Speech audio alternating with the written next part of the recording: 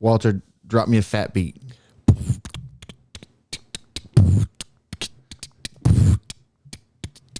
Yeah, I like it. Responsibility. We're going to talk about responsibility. Responsibility. If you are a guy and you want to be responsible, this is the podcast to do that. Responsibility. Welcome to the podcast listening show.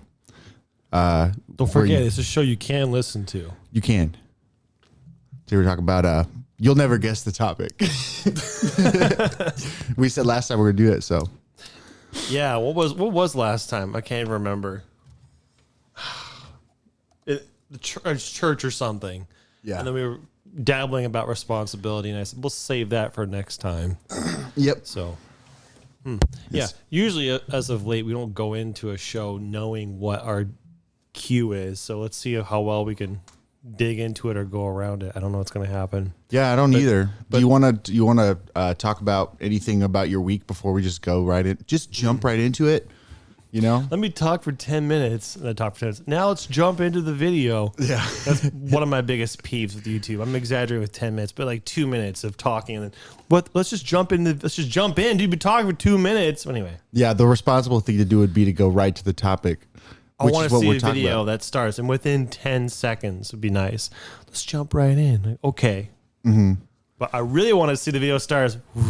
Let's jump right in. Today's like, wow, we really jumped. Yeah. For like a second ago, I didn't know what we were talking about, but like a second later, we're there. That was a jump. That's what I want to see, but it doesn't happen. We're not going to jump right in. Let's dangle our toes right into it and then decide whether we're going to jump in after getting used to the temperature of the water. Let's dip our toes in this topic today. Yeah. Okay. Well, I don't have anything remarkable to talk about my week, except I'll probably talk about this next week. 4th of July is coming up. I don't know what your plan is besides a sibling's birthday, but for me now, that means going back to the neighborhood I lived in last year because that's in a city that allows for fireworks during the 4th of July. It's just like a pretty normal, nice neighborhood, but they have fireworks in the street. And so it's such a spectacle to me because I'm only used to seeing them out in the country. So because my neighbor doesn't hate me, I bought a bunch of fireworks and dropped them off at his house. And in a couple of days, I'll be going out there, riding my e-bike up down the street, shooting sparks and shooting. Just, I can't wait.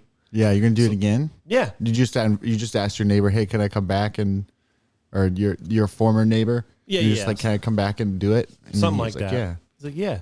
That's awesome. That sounds Yeah. fun. So that doesn't really count. I should say that for when I talk next week about what happened. That was Yeah. the future. But you can dabble into your future if you want because I have nothing remarkable. Wow. I think that's a good I guess cue. we're changing the subject. I swung my hand like this and the tip of this finger just hit the button. You can Yeah. talk about it if you want before we jump in. No? Yeah, let's jump in. Okay. Okay, so last time Jumping now! I wonder if we can't figure out exactly what we were talking about. It was about churches and It was something in regards to what, like, I guess we could go right to the question, what, we talk about the utility of responsibility all the time or whatever, but like actually I'd be interested in seeing, like, maybe we can delve into exactly what we think responsibility would look like with us. And then maybe we could talk about why we won't do that. Or why we will. I don't know. well, I think we can get there. I wanted to connect to whatever we were talking about last week. So I think the idea of responsibility must have come from what our involvement is with the church and the problems that we have with it. I think That's that's exactly right. I think that's how it started. So we can Yeah. bitch about that, and then maybe we'll get into more Specifically, personal responsibilities. yes, I figured it out. It was specifically related to the conundrum of what my mom said to me, which was something along the lines of, if you see the problems with it, it's your responsibility to fix it. Right? I disagree. Right. Why do you disagree? Let's fight. Yeah. What about my own problems that I guess that's what she's trying to say. What about me? No. What about personal responsibility? And then your mom would probably say, that's what she means. should get your life in order before you try to sort the lives of everybody else, is my thinking. So I'm sure whatever her saying is true sometimes, but I do not think it's true all the time. I'll just back up to that. Oh, I think I see where you're going with this. Give me an example, which would be fun. Okay, so what did your mom say exactly? If you see something wrong, then it's your responsibility. I don't want to put words in her mouth. It was something along the lines of, if you've got such a problem with the church, you know that it's on you to figure out a way to fix it. Now, I think that's more of a long-term goal. I think even she would. I know what you're talking about, and it's the speck in your brother's eye and the log in your own.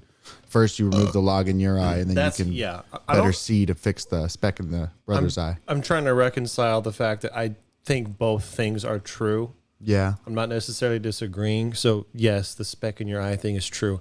But to her point, if she's saying that a problem that you see is something you could be fixing, you can fix it by being responsible for yourself. So if you see something wrong in the church, what are you supposed to do about it? You're supposed to be the best church-going member that you can be. That's how I see it. Because if everybody did that, the church would be fantastic. You understand? We all have a personal input. Yeah, but I guess maybe this just relates as to the church specifically. Sure. So I like using the church example with responsibility because in my opinion, the church structure is one that's not working anymore. It's the structure that's the problem, not necessarily churches, because there are examples of churches that adopt the structure that are awesome churches. But my theory is that those churches are awesome even in that structure, not because of the structure. They're awesome because the people and the choices they're making and whatever. Yeah. And the same is true the other way around, like that the churches who adopt the structure and are not awesome are maybe awesome because the structure is bad. And maybe if the structure was better, then they wouldn't be not awesome. I don't know, though. I'm sure it's some of both, but I think the structure is not good. I think when I was saying personal responsibility, I meant individual responsibility. So we have responsibility as individuals, I guess, as it relates to a church specifically, to be the best churchgoer that you can be. In the case of a church, if everybody did that, the church is great. I don't think that's true in a case of, I want to be big but not vague. How about, I'm thinking anything political, essentially. The government, yeah. Okay. Yeah. But one that's not vague. Pull your pop filter off your mic there. Well, good luck. Because it doesn't. This microphone is limited on where it can go, so that's okay. End up with this bull crap. I can hear the slight. Oh, sorry. That's okay. No. The church example. No, I know what I was thinking. I just couldn't think of one. So I guess jumping off the back of the speck in your eye or speck in your brother's eye, log in your own. Obviously that's a good thing to do. Like Jordan Peterson makes that point all the time. I think you almost said exactly what he says. It's like clean your room, get your life in order before you try to fix other people's lives Yeah, that's true. I guess what I'm wondering is how in order does your life have to be before you have the obligation to adopt more responsibility? Maybe it's right. That's how I see it. The right. At what point do you get the right to have responsibility or dominion over other people? Oh yeah, I don't know if it's responsibility for other people yet. So okay, is it more noble to avoid adopting new responsibilities because you haven't perfected your own, or is it more noble to adopt bigger strategies and perform them less than perfect, but as good as you can? I'm not sure this is what you meant, but I was thinking, is it more noble to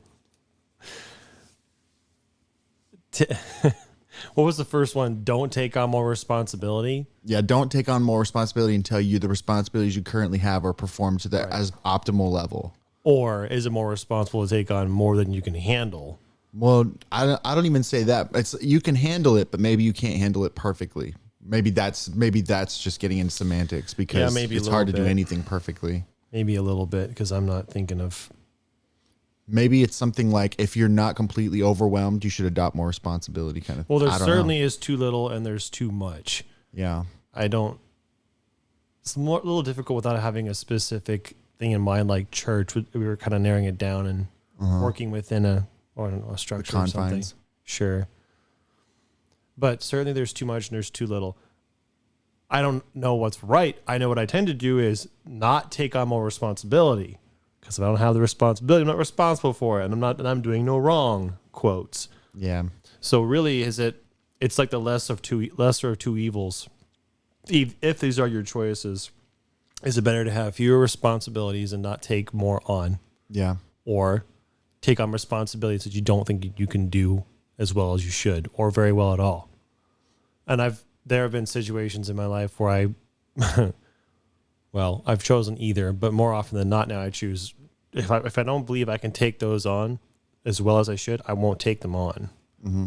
Now I don't know if that's right or wrong. Maybe right or wrong doesn't come into it, but I think I have a theory. Go ahead. So I'm thinking about. So think back in the times when you had the most responsibility for things. Do you look back on that time in your life and think that was bad, or do you look back and you think, no, I'm proud of me for that? Yeah, of course I'm proud.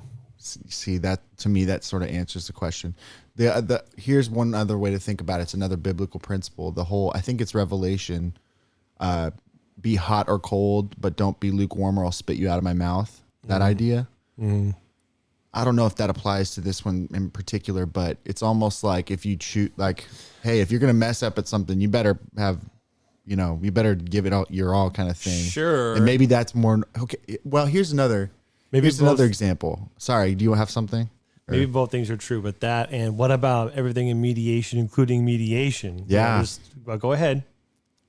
Moderation, include moderation. Sorry, what did I say? Mediation? Yeah. Whoops.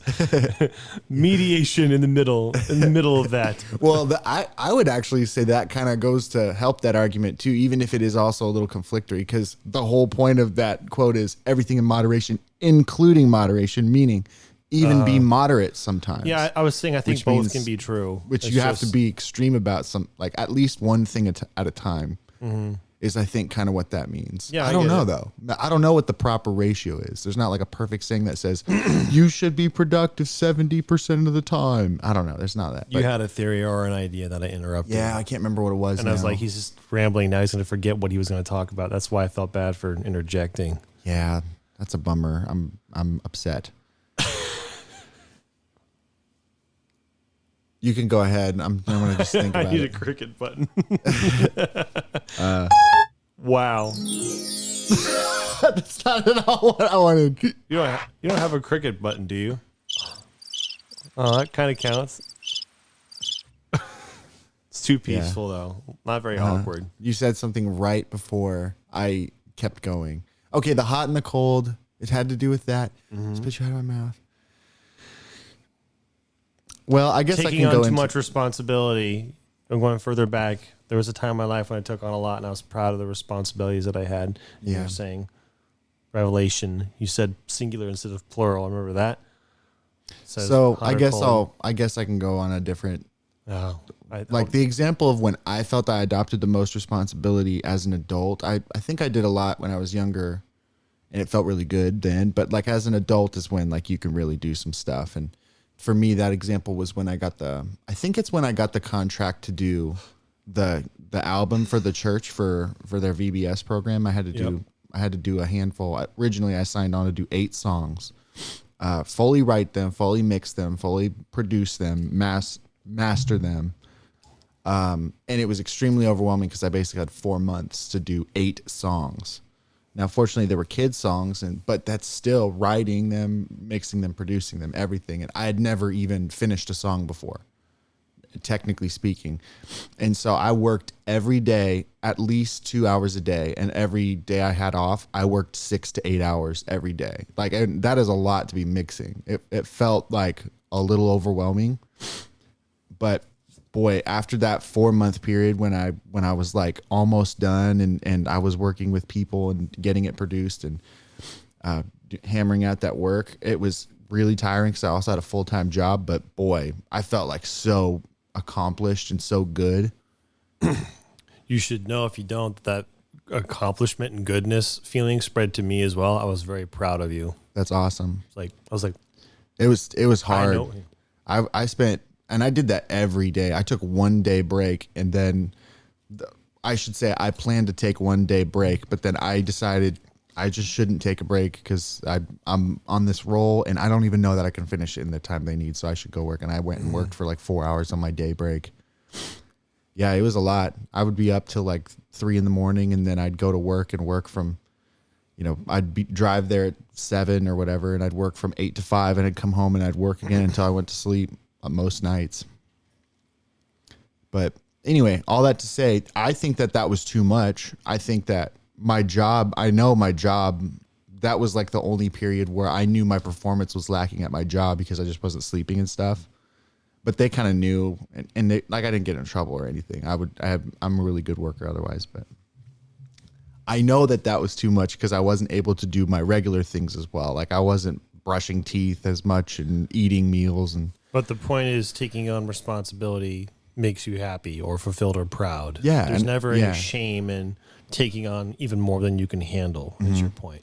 Now to juxtapose to that, I wish that I could find like other things like that, but maybe not quite as intense. Maybe more intense. Maybe that's what you need to like have a real drive. And maybe of course we both theorized that the bigger the responsibility you drop, the more feeling you can get when you're able to do it, kind of thing. Well, sure. The bigger the challenge that you overcome, the better you're going to feel. I don't know if you necessarily, I don't think you necessarily have to complete or finish. Like a race is the most obvious example I can think of. And there's a lot of things in my life that I do that I make analogous to a race. And the point isn't to win. The point is to finish the race.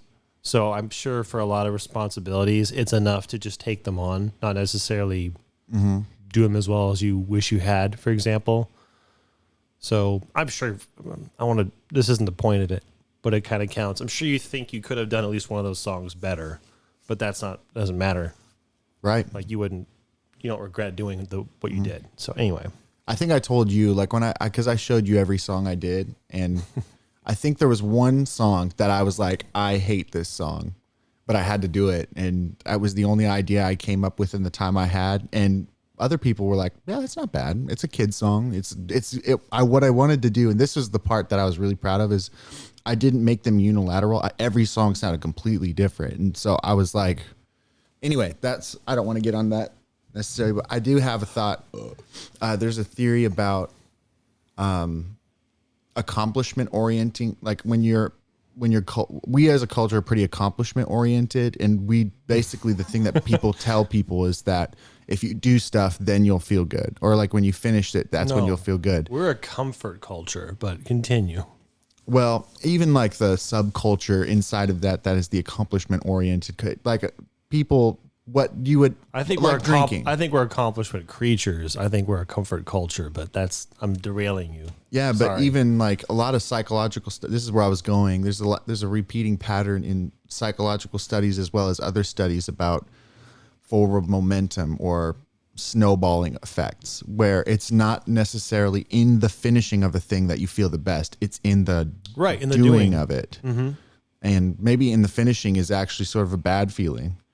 It's sort of like when I think I remember telling you this about drinking alcohol. Like, yeah, the part that feels good about it is the rising, drunk. getting the more. It's not in the I've had the 18th beer, now I'm feeling the best that I feel. It's in the raising from 3 to 4 and 1 to 2 and 10 to 11. But when you sit on 11, then you start feeling bad because you're no longer raising. Anyway, so it's sort of like, well, you know what it's like. I could contribute to that, but it wouldn't be a lot, or I can create another fork in the road. Do whatever you want. No, you must.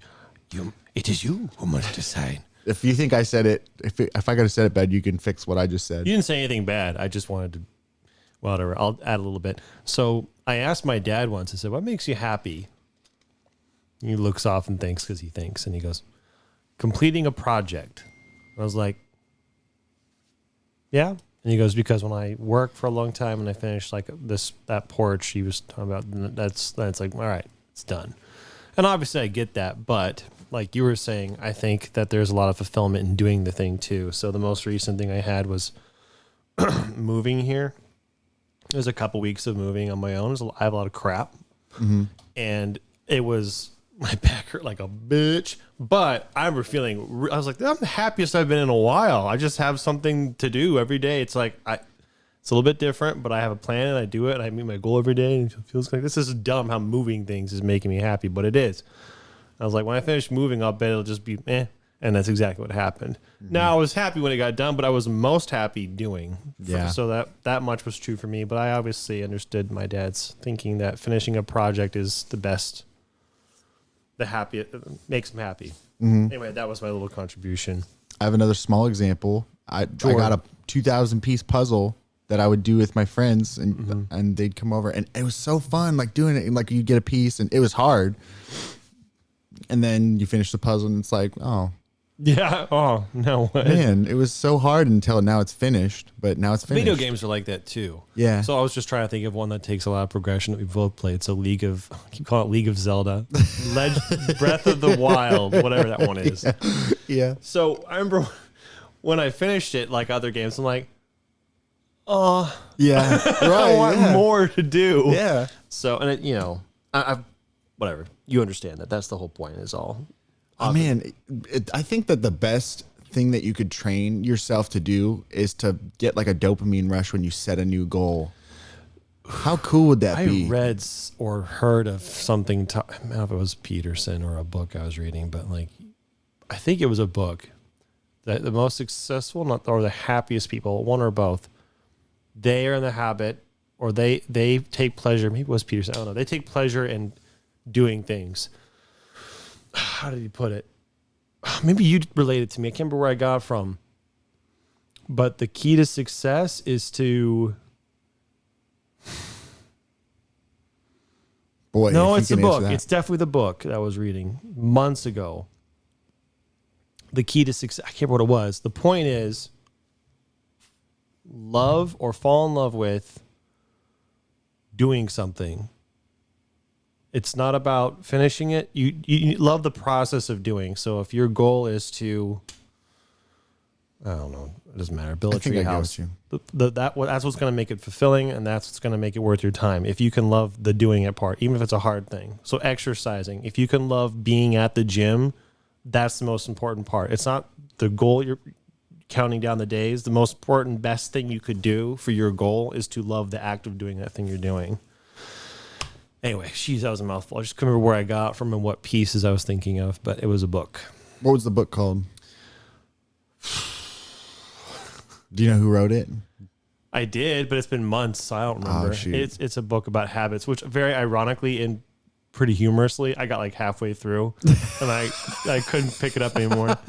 Okay. Book about forming good habits. I was like, that's as good because I can start reading more. And then I just sat at my table like collecting dust. I was like, anyway. There should be a joke about that. I'm going to write this down in my stand-up ideas. But like you pick up a book, how to finish what you start.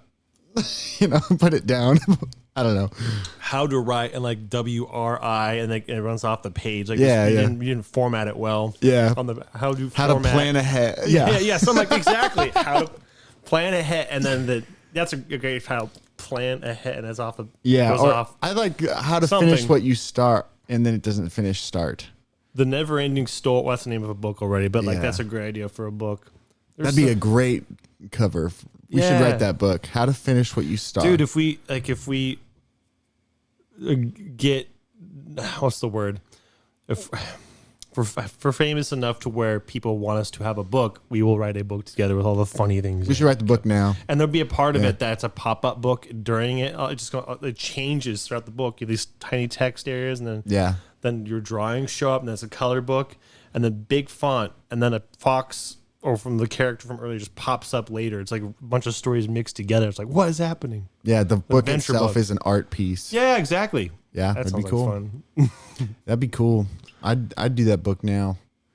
I was thinking about, because both of us, good thing inherently, setting a goal and doing it, doing the process of doing it. And obviously, once you start doing something, it'd be cool to finish it too. But boy, that's not where you'll find satisfaction. That's where you'll produce a thing. Like, that's where you make stuff. And that's good too. Making stuff, depending on if it's a good thing, couldn't be good.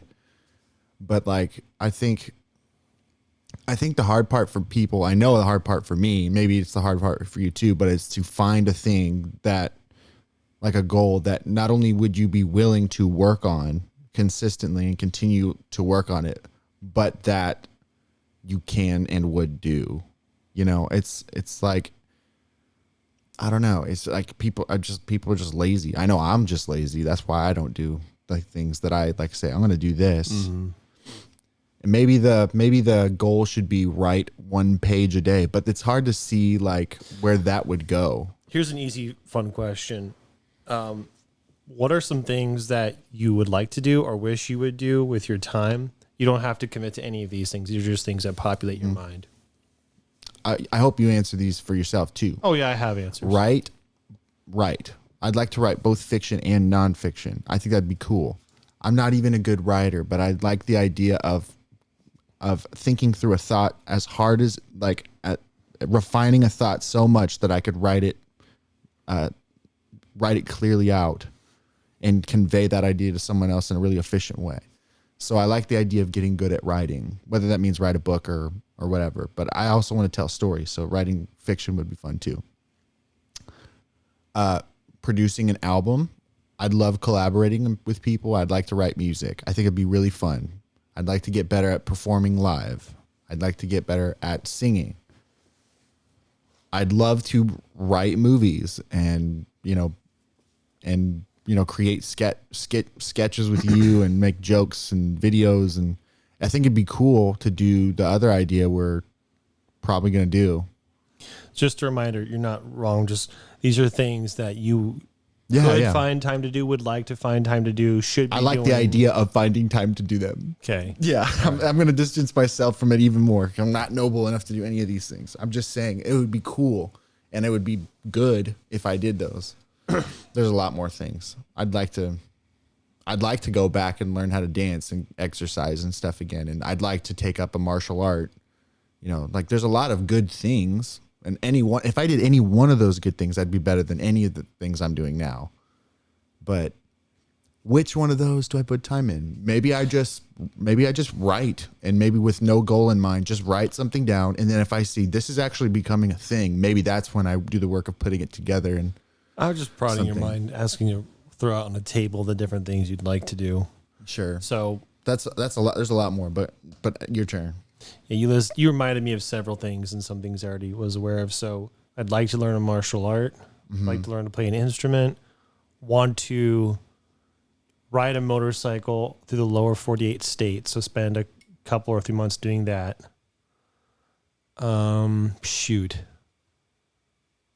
Read more often as a general one. I do want to make an album. I do want to write a movie. So there's some similar ones between us. I know there's more. Did anything I say remind you of some other things that you wanted to do?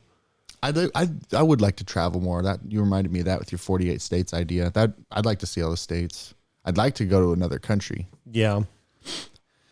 Well, these are. I mean, it's not like you couldn't go to another country, but I was just thinking about things like if I just made the time and planned and put resources into it, and some of these things, like require very little.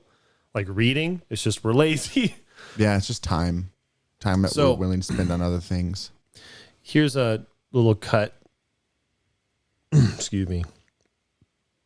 I think you were guessing at what the secret might be to starting down a path to where you take up one of these things. You want to just guess at that some more? Like, what do you think it would take for you to pursue one of these things? Mm-hmm.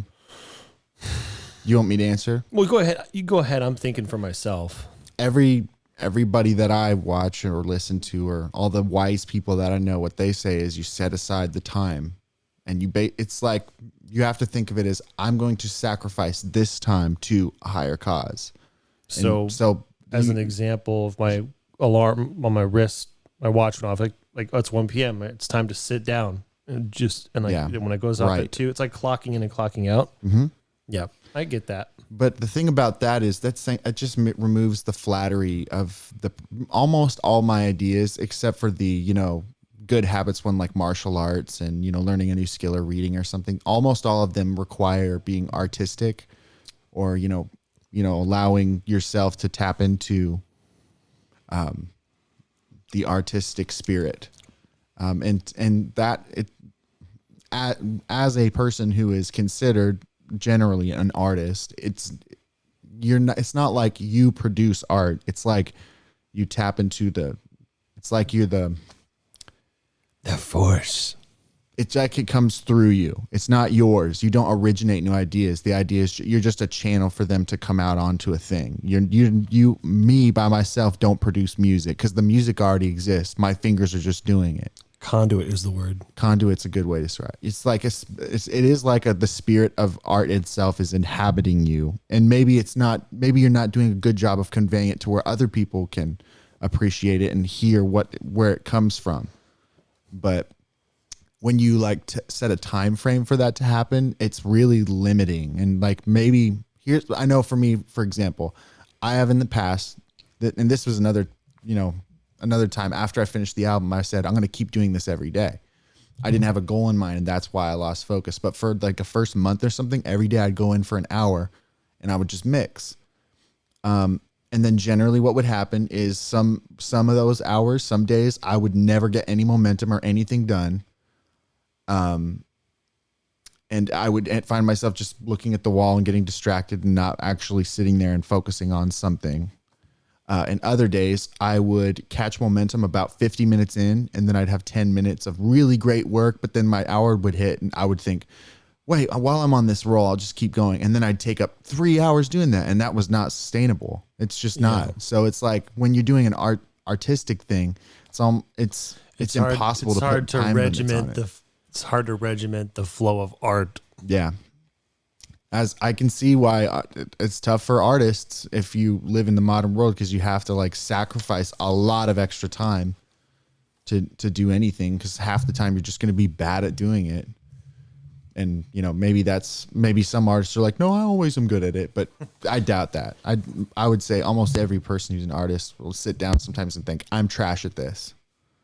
And it's because you're not exactly inhabiting that space where you can allow yourself to be, you're arrested by the spirit of art. Shoot, there's a word for it, but I don't know. It's hard, but there are certain things that's just work stuff, like writing, where I can imagine, it would be the same with writing, because you're kind of like channeling an idea. But I can see how it'd be slightly better. Is the word mood? You have to be in the mood. I don't know. To create the stuff. There's certainly times when you're not in the mood. Yeah. I was really discouraged because I was going out and mixing. I'm just using mixing as the example because this is actually one that I've done many times. I've set a goal to do. And sometimes I'd do that really good and sometimes I wouldn't, but had a really bad month where everything that I was doing sounded bad and I couldn't figure out why. And so I was so discouraged that I just stopped doing it, and I have not really gotten back to it yet. So I don't know how to sort of deal with that either. Like the really bad months where you just are not good at it. I don't know, but then there's been nights where I've gotten so much done in a short amount of time that it's like, what the heck, I did that? It's just weird. I don't know. That's what makes me think I should start with a thing that's like a reasonable but responsible thing that requires no artistic ability. Like maybe the martial arts people would disagree, but like martial arts where it's just a good habit and you have to sacrifice time and your body and stuff, and energy, but not cross your fingers and hope to be inspired by something artistic. Don't wait for the mood to hit you. Yeah. I don't know that I'd use mood because it's not exactly that, but what's your answer? Yeah. What did you ask a question? Yeah, I said, what's your answer? What's the answer to what? What do you think the solution is to getting yourself to a place where you can take on one of these responsibilities? I think if you're where you're remembering everything in your life, I don't know. It's okay not to know. Yeah, I'm gonna say I don't know. I haven't had a lot of time to think about it, but I would think that I need to pick one that is easy enough to where I know it's well within my abilities. So I have no excuse for this one. Start small. And then make sure I have the time for it. Not necessarily schedule the time, but meaning it's within my abilities, within my time budget, physical, mental, something I can do.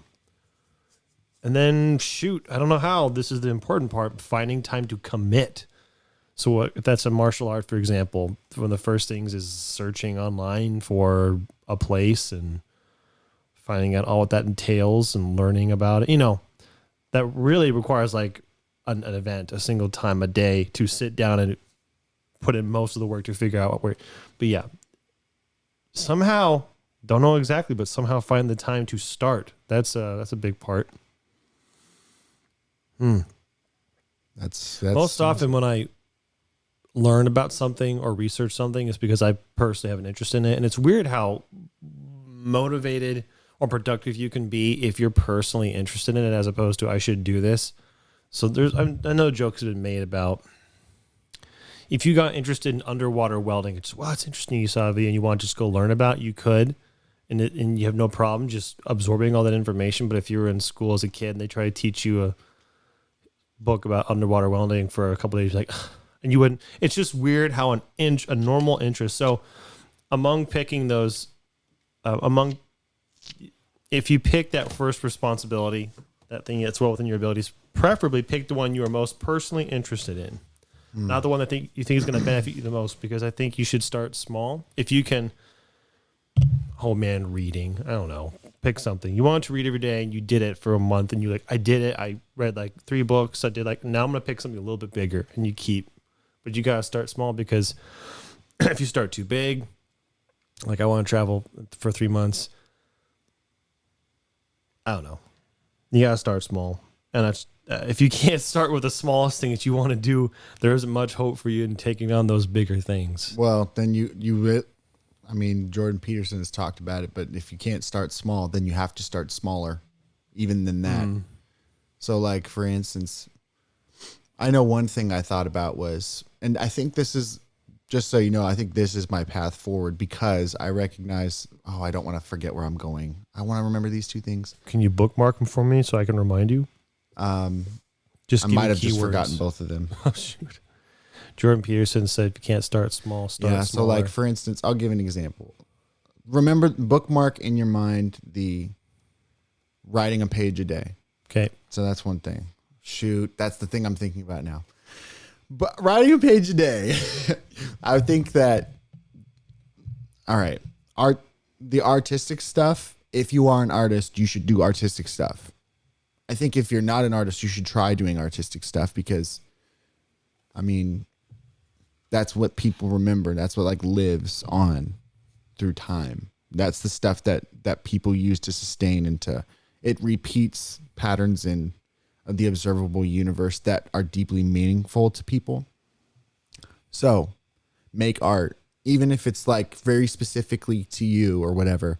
Something that you do at some point might just tap into something that people on the broader scale will help them integrate with. I don't know. It will help people. There's like, I'm trying to think of examples. Well, there's a million examples of art that people resonates with people, and that it sticks with them in a different weird way.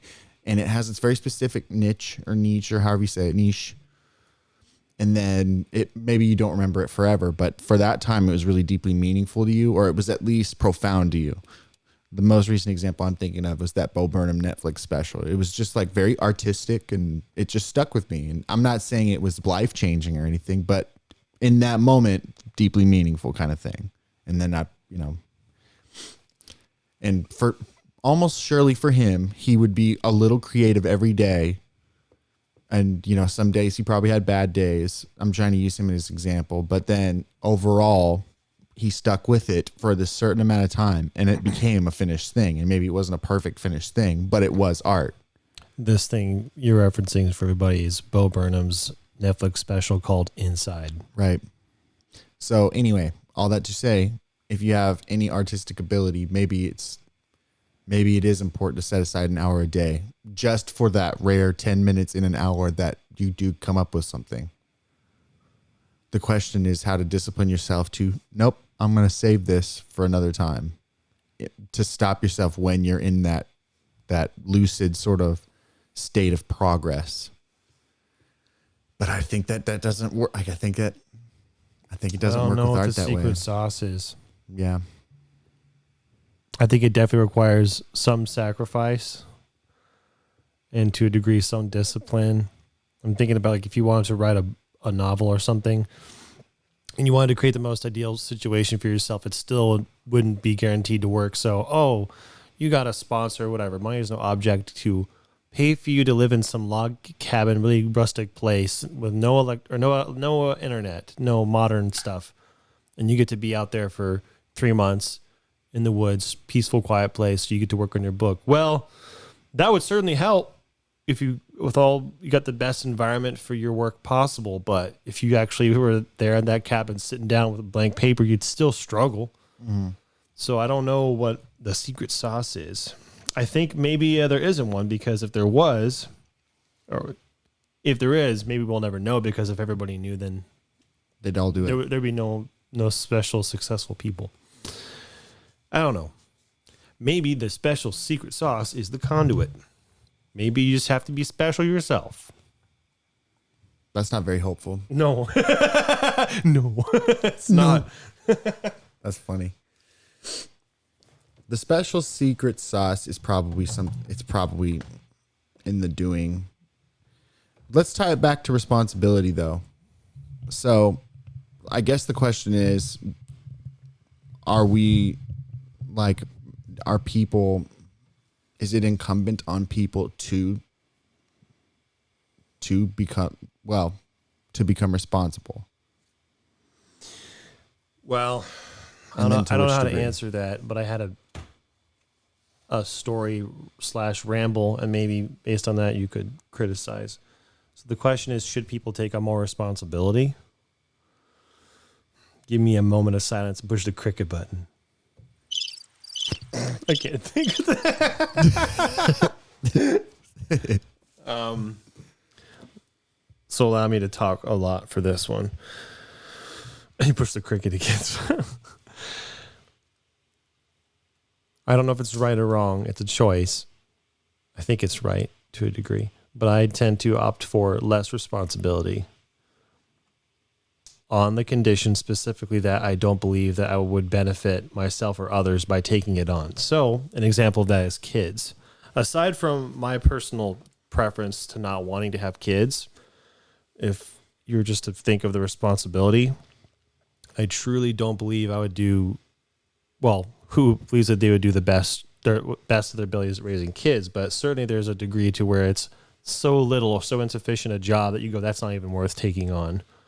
And I think that's how it would be with me and kids. I think I would not meet like 50% of my potential for that. Therefore, I believe that taking on the responsibility of having kids would be a disservice to not just myself, but to the kids and the world as a whole. Therefore, it's the lesser of two evils to not take that responsibility on. That's how I think about it. Is that true?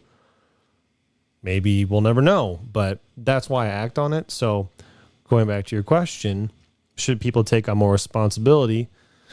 I think they should probably take on as much as they can. Certainly don't take on all the responsibility. But let me get off of that and ask you, what do you think about choosing to not take on responsibilities because you truly believe that you'd be super inadequate? I like that example. I had so many thoughts in that moment because I've got a lot of beliefs about what kids are and what people are. Can I use your example of not wanting kids? Yeah. So on a more general sense, I tend to believe more people equals better, because like if you look at how many people there were in the world. That's interesting. No, like actually do the math. Like throughout history, the more people there were, like things were still bad, and sometimes things were really bad. But now there's more people than there's ever been, and it is better than it's ever been by far.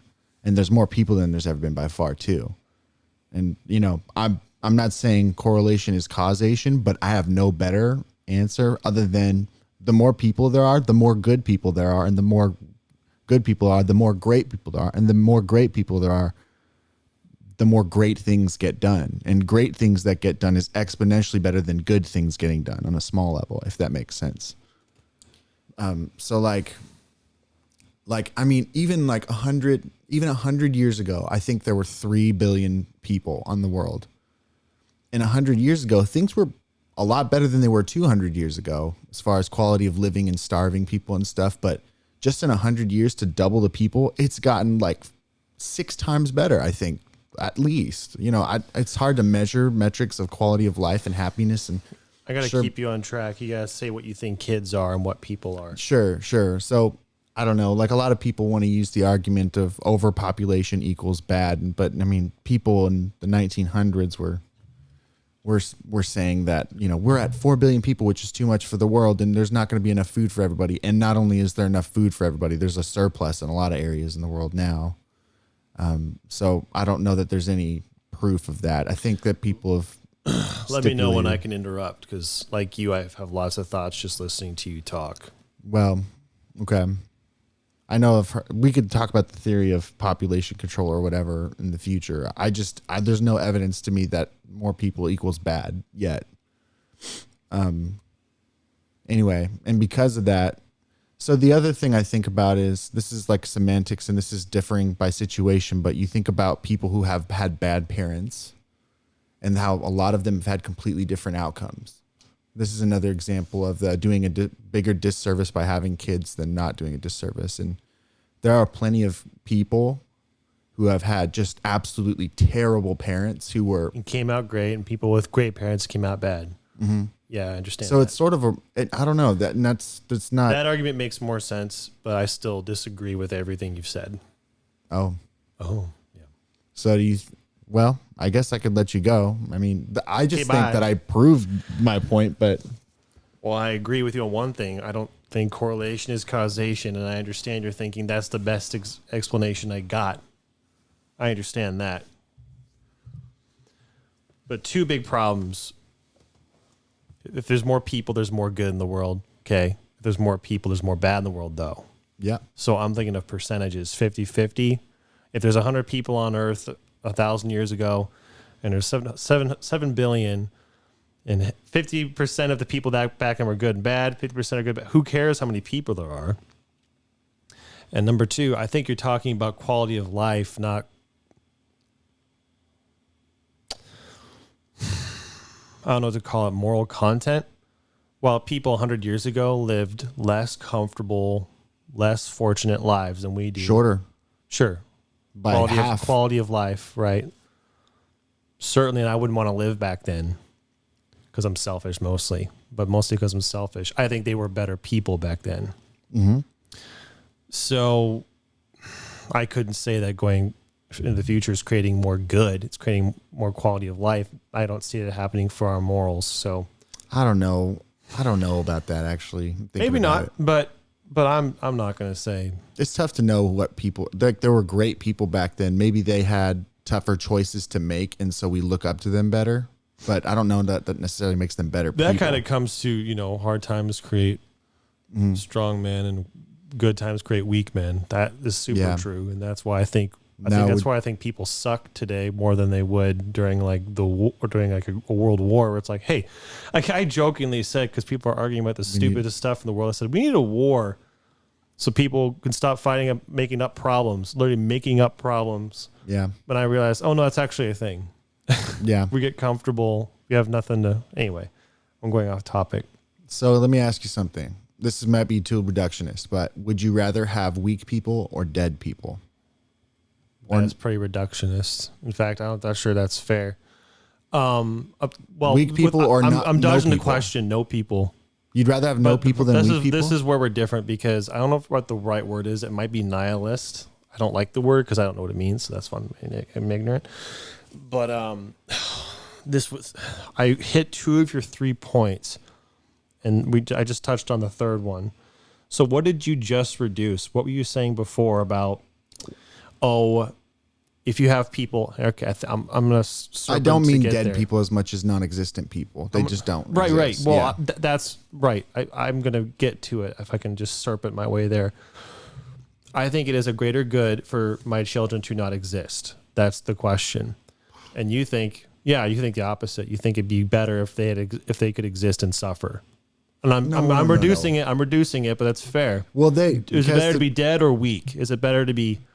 And that's a fair question. Sure. Is it better for them not to exist at all? And I go, yeah, it's better for them not to exist at all. And that's really? that's because I think that, well, not that you disagree, but I think that the world and life is suffering, but you think that good is more prevalent.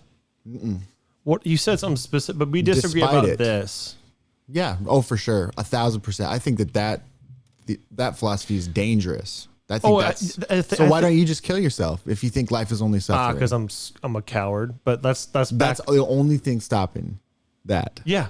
But let's get back to the topic here. Okay. But help me out. I should just Google it, what nihilistic means. I think that's what nihilistic is, and I think that's why I don't like it, because I don't want people to kill themselves. Mm-hmm. Nihilistic is everything is pointless and everything's suffering, and it's only power and only corruption, and it's a lot of things. See, I don't quite agree with that, but I certainly am more that than an optimistic person. Sure. And I sympathize with it. Okay, anyway. I don't know. So you brought up something. Would I rather have kids born into the world to make them suffer? And they would, because that's what people do. But if that's all that people did, then nobody would live. Because not everybody are cowards, and not everybody who aren't cowards kill themselves. So there's something else, right? It's not as simple as you live, you suffer. That is true, but it's a lot more than that. Otherwise, I think not like a lot of people disagree. I think it's easier to be dead than it is to live. Living is hard. Dying is easy. Yes. The problem is, and this is just for me, I'm not saying it should be for others. I have no problem with dying. Not at all. I have a problem with killing myself and that responsibility. And mainly the idea that I'll go to hell if I do, which hell would be worse than living on earth. So that would be a worse choice. So it's not... It's not like I'm afraid to lose what I have. I don't mean a coward like that. Yeah. I don't know if coward's the right answer, but I was just trying to be honest. It's like, I think things will be worse if I do. So it's certainly true. I don't know that I hammered my point home well enough, because I going back to the whole, there are more people than there have ever been, and it's way better than it's ever been. That doesn't eradicate the existence of bad, and maybe it actually means that the bad, maybe there's new kinds of bad now because there's new kinds of people who are newly creative. That's almost certainly true. And there's where there is substance, there is also equally just useless substance. Maybe there are a bunch of useless people, but the fact that a few exceptional people have made it so much better for everybody, and that there's more visibility in that people have the ability to shape. They have the profound ability to create. That's what people do. And it's like, that seems to me to be directly correlated to why people exist. It's to create, it's to make, and maybe making. Okay, I don't know if I'll I have help the brain you out. power. For myself, I don't want to sound ungrateful for how nice things are. Shoot, I forgot what I was going to say about that. But two, your strongest point was that life is clearly worth living. Yeah, life is clearly worth living was your strongest point, as evidenced by this many people alive. And okay, I get it. That's your strongest point. This might be disjointed. This argument for me to have kids or not is a fine enough one to have, because my decision to do that isn't up for debate. I don't want that personally. So this whole thing is theoretical. So right. I can explore it. I have another point about that. Sure. I was just trying to jumpstart you. So I know plenty of people, and this is not to change your mind about it. We've had this conversation before, but I want to say this as an example. You cannot, I'm going to tell me if I'm wrong about this representation of your position. You cannot imagine a scenario in which you'd be a good father. As reductionist, but is that true? And I think maybe I'm reducing it. I I can imagine a timeline where it is possible. So I'm not sure I got your question right. Okay, so you can't imagine a scenario where you'd be a good enough father for your own standards. It's not that. I get one timeline. What are the percentile odds I'm going to hit a good one? Bad. I'm not going to make that gamble. Does that answer your question? So you can imagine a scenario where you could be, but I can see what that would look like. Okay. The odds are not good. Yeah. Okay. So the other thing that I know about people and people who encounter things that they don't believe that they can handle is that they can, to a degree, they're very surprised about normally, especially in the realm of parenthood. Like, I mean, I know so many friends who have talked about, most of them, I've always wanted kids, and they had kids, and they were like, it's amazing, and it sucks, but it's amazing, and it's always more amazing than even they thought. That's like everybody's thing. But I've even talked to people who were like, I never imagined that I could do this, and who I am because I'm a parent, I didn't know that I could do. I didn't know that I had this in me, kind of thing. And it was like maybe they, in some wild fantasy, they had this theory that they could become this thing. But in the having kids, it's almost like, boom, once the responsibility is yours, you level up. You're like, this is just, you just figure it out. Because you're like psychologically and biologically wired to, I have this now. And now my body's going to step up and change my brain to be able to do this better. This may not be important, but I think it's fun enough. You must have thought of this, but as a kid, you think my parents, oh yeah, they're parents. That's what they are. That's what they are. But I'm sure at some point, hopefully everybody goes at one point. At one point, my dad, my mom, they were just like me. They're just people. They didn't know. They didn't. Yeah. And then you have the thought, and you go, they were never ready to be parents. You can never be ready. No one can ever be ready. So then you try to step back. Anyway. Yeah. That kind of lends to your point. It wasn't super important, but it's fun to think that no one's ever ready. No one's ever like, I'm ready to be a parent now. There are those that, at the best, the closest we get are people who think that they're ready. Yeah. But you can never be ready. Yeah. And they would detest that's true, I think. I think so. Good part. I don't know. I think that, boy, it's one of the most special things that can ever happen is having a kid, because I can't wait till you do, personally. Well, I've only seen it from the outside, and I can still recognize, like, I see the way that people that I know intimately have changed when they had kids and how they grew. Like, people I was like, that person is a child and they're going to have a kid. I'm concerned. Mm-hmm. And like, people's capacity to care for a useless thing is pretty intense to me.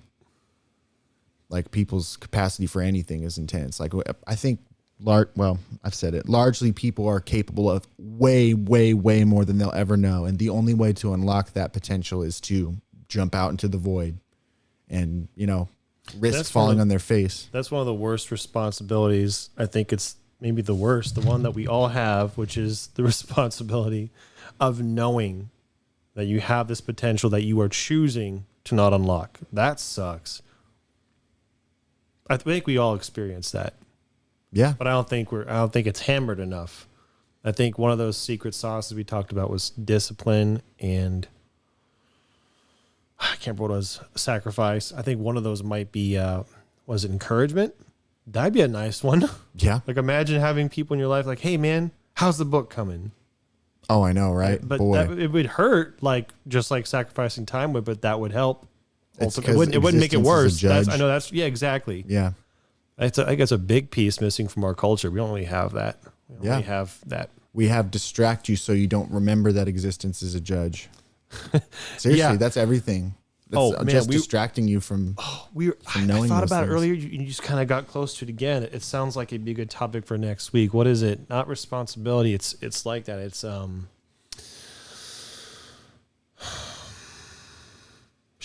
the prevailing moral of today or the lack thereof. So it's not like responsibility. It's culture. We've already kind of talked about culture. I can't remember what it was, but I mean, if I remember, I'll interrupt to say it. Yeah, that's fine. Whatever we're getting close to, what that end of responsibility was interesting to me. Maybe we'll think of it next time. Well, there's a practical, going back to kids, there's like a practical reason for people who don't want kids to have them too. And people don't think about this because it's hard to plan for what it's going to be like to be old, but you're going to be old one day. And would you rather be old with people that you raised the way you wanted them to be and that have a familial bond to you? Or would, hopefully you can maintain the relationship overall healthy, and you're not going to do it perfect, but there's a lot of messed up families who, now there's a bunch of old people and their only people are their family now. And there's plenty of old people who didn't have families who are just alone.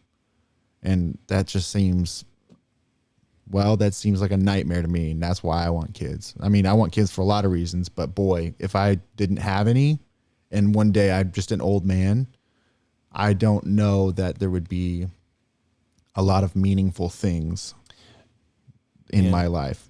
I don't know. It's so weird. I don't know if you can make sense of this or understand it, but I'm so happy for you in the prospect of you having kids. But I've been honest with myself. I thought, okay, can you imagine being old? You have no family. You have nobody. Mm-hmm.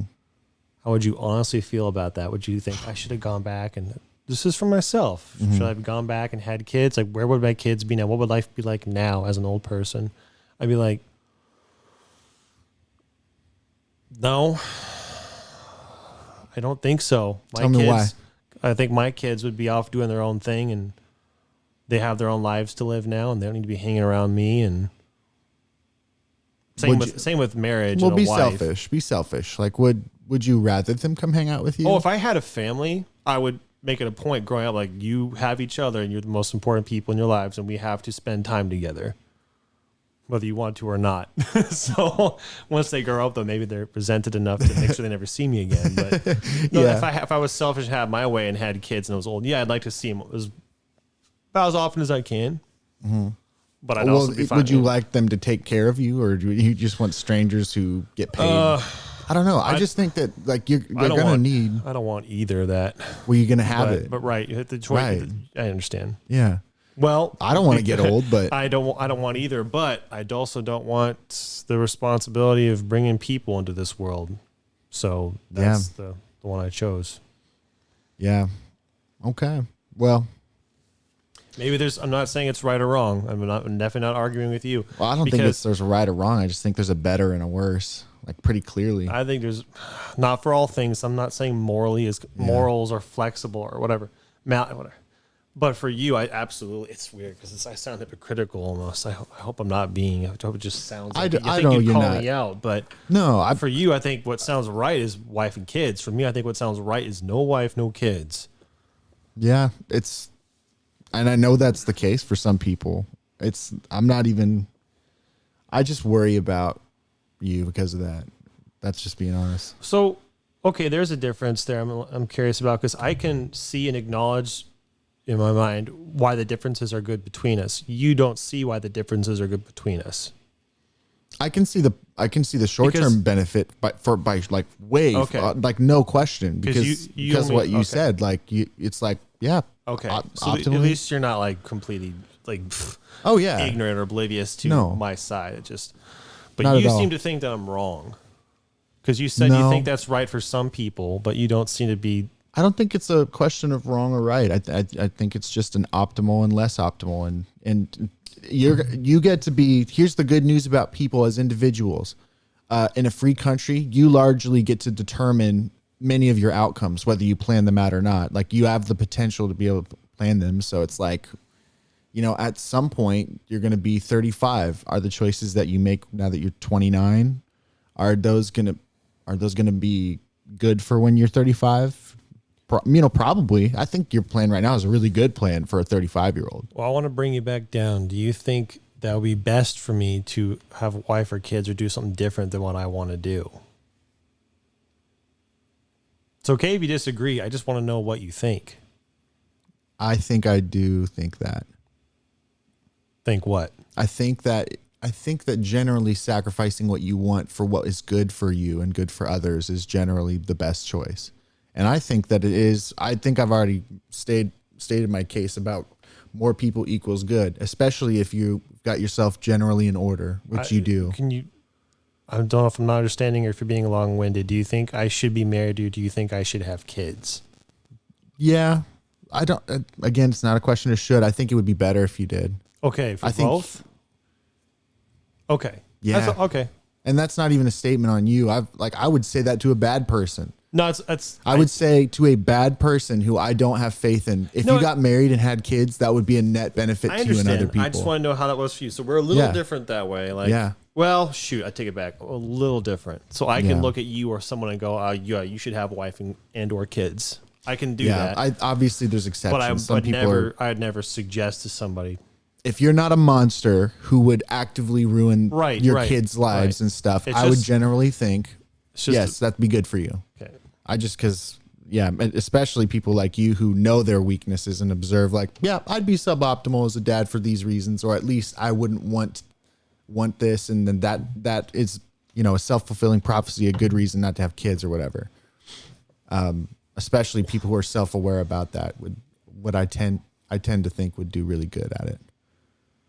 Because they would recognize their shortcomings, and then they'd have, hopefully, if you had a wife and kids, then your wife would round out the parts. Like, you would get your breaks from, I don't know. I just think that it's a lot better than certainly we give it credit for. Well, certainly you give it credit for. And I'm glad to know what you think. I'll have to think on it, but initially I'm I get why you'd be tenuous. It's not a little disappointed that you. Well, I'm not disappointed. But I'll use that word because I can't think what it is. I'm a little disappointed that you don't think that what I want for myself is what's best. So that either means one of us is wrong. I mean, I don't think it does. I could be wrong. But then you said it's, and I don't think it's about right or wrong. I think it's what's right for you. Well, I don't want to get into the whole my truth is better than the truth argument, because both of us don't think that. I just think, I don't know. It's I mean this selflessly though. I don't want you to be unhappy. For example, if 10 years from now you have a wife and kids and I don't, and you're like sad for me, I'm like, but this is what I wanted. Yeah. And then if you're sad for me, I'll feel bummed like I failed you somehow, even though that's not my responsibility. So I'd still be bummed that you understand. That's not disappointment. But that's the feeling I'm thinking about. Yeah. Well, I hope I didn't make you upset. You didn't hurt my feelings at all. I was just... Yeah, I was trying not to. I think a lot of stuff, obviously. Aside from the fact that, you're one of the closest people in my life and I know you really well. And I just I know you'd be a good dad. I just know you would. You'd step up and you'd do it. Like, you just would. Because you always do with everything. You just step up and do the thing. And so I just know that about you. And so I'm thinking, those kids would miss out on an awesome dad. But aside from that, I'd also here's just theoretically, you can go with me in the future. You can imagine a scenario where maybe I do find wife and I have some kids like you want me to, and I'd like to. And I make it to 50 and maybe things are okay. Maybe they're not. Maybe there's been tragedy in my life or whatever, but maybe I have some of my family. Maybe some of them died. Who knows? But some family I have. And juxtapose that with this is as our plans go, even if they don't go perfectly. I have some family, hopefully. And then if your plan plays out, then you still don't.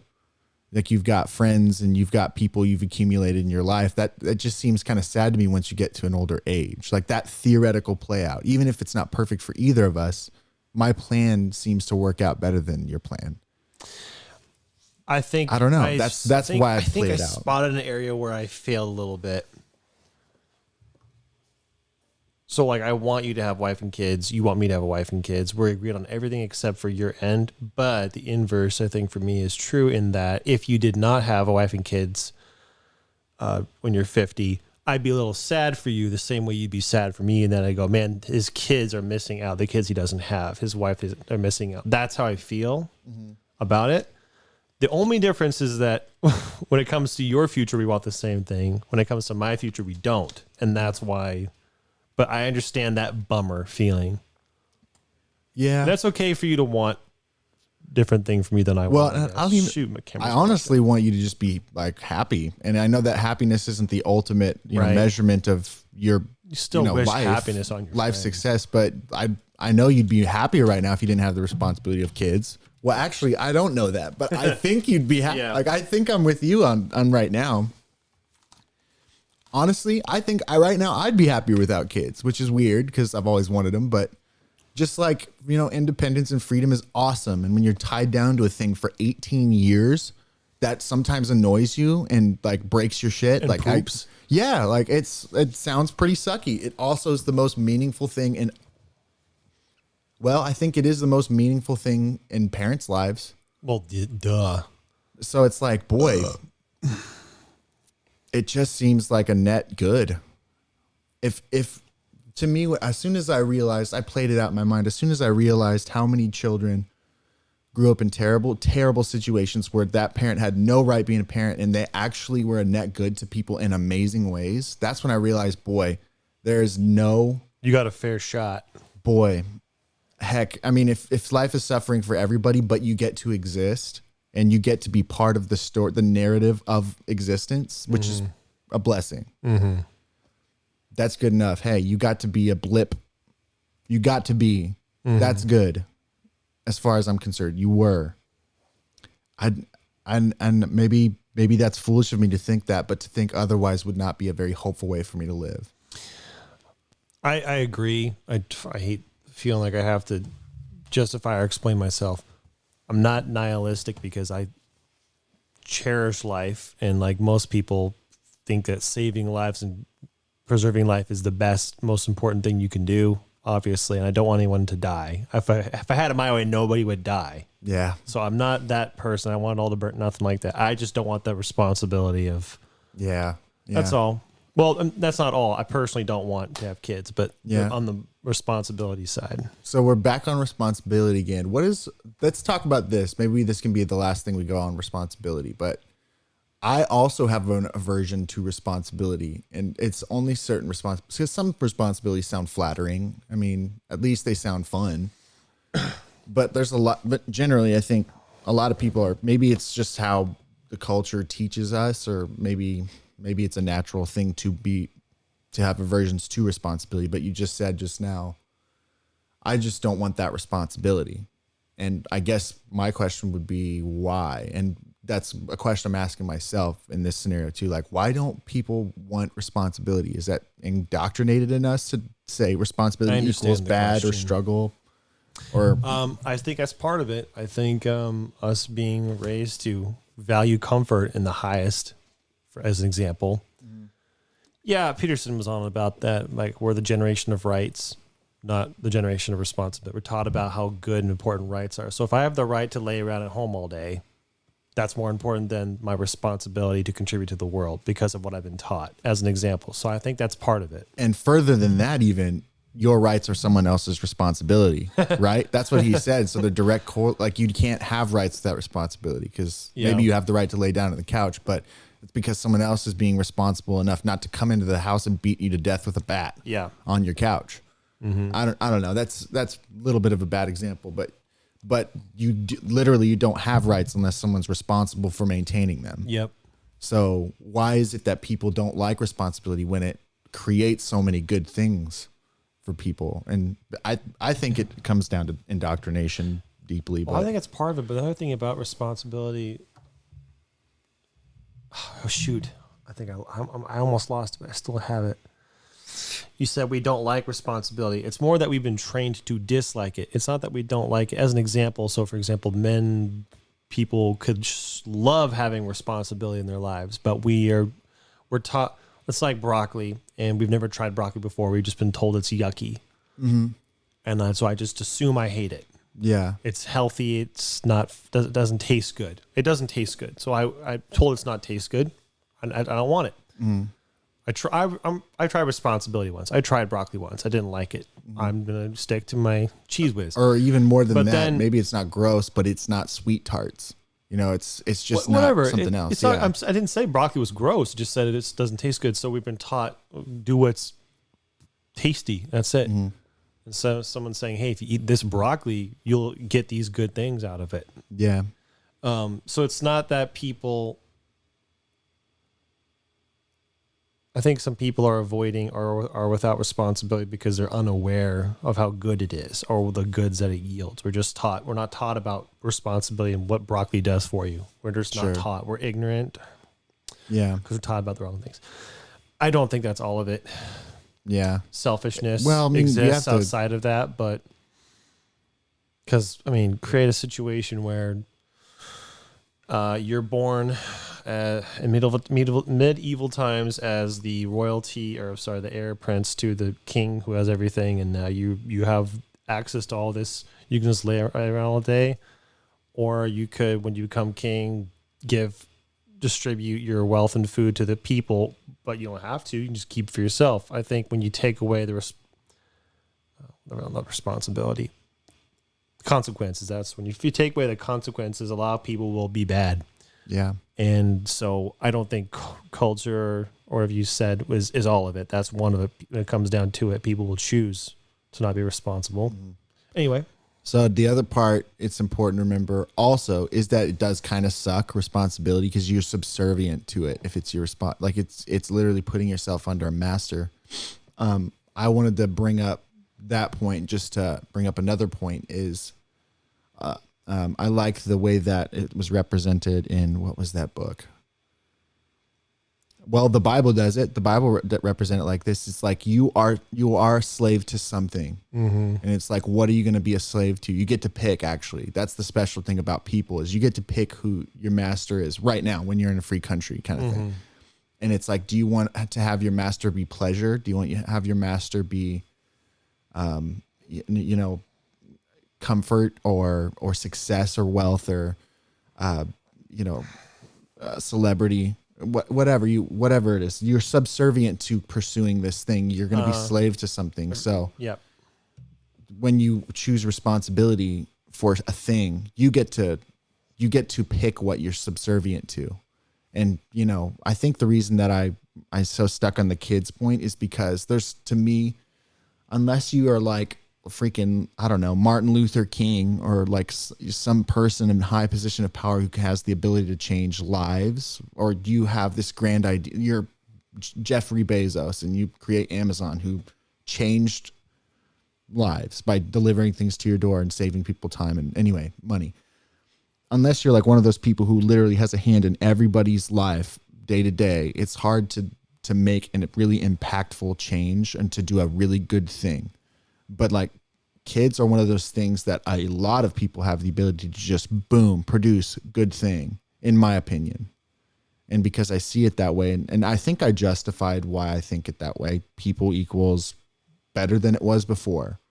And more people, anyway, all that to say, it's a pretty easy way to create really good thing really quick, but it is responsibility. And so a lot of people's aversion to responsibility in general.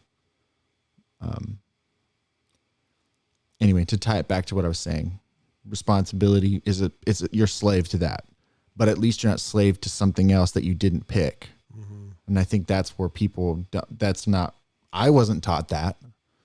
I mean, maybe I was, but I wouldn't have been taught that in public school for sure. You're going to be slave to something. You get to, if you have the choice to pick, maybe you should pick something noble.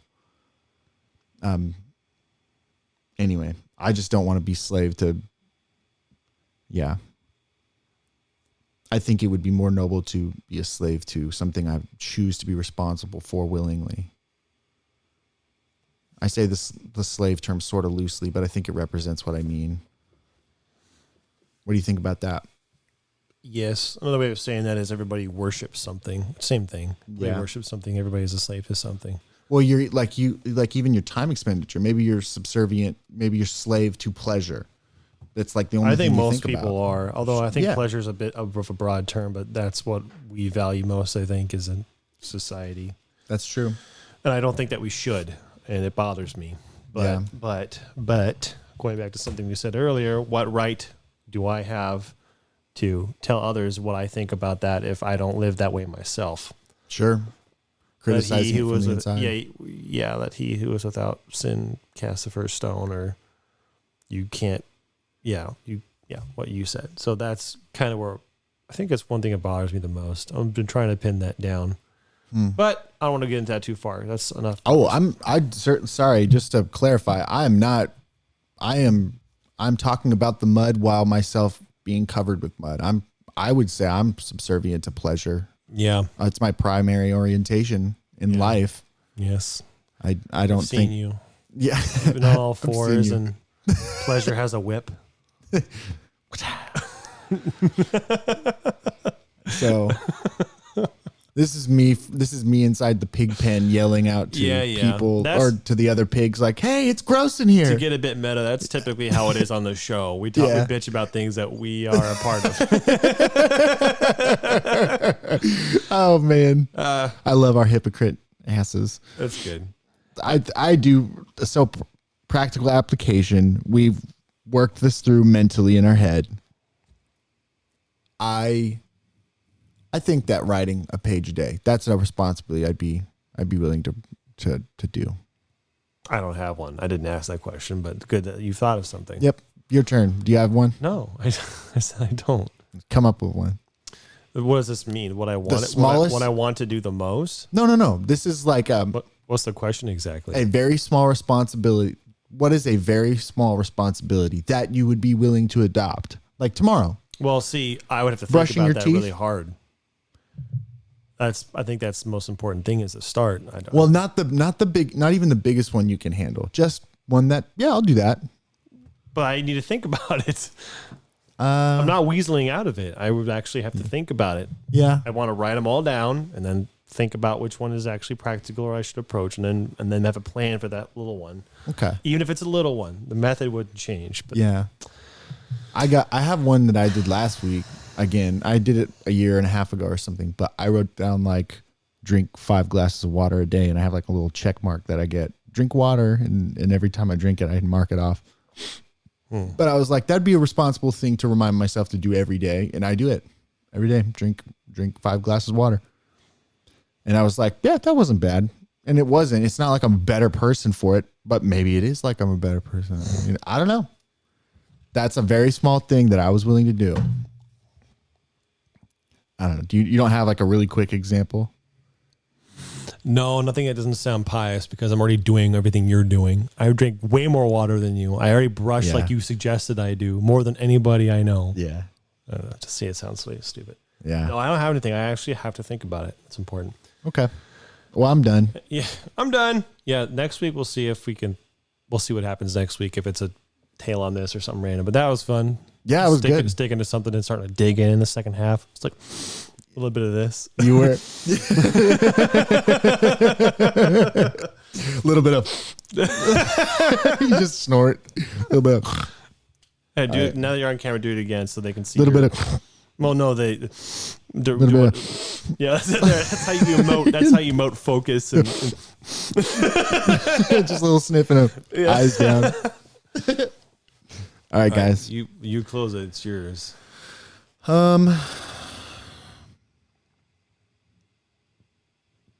Amen.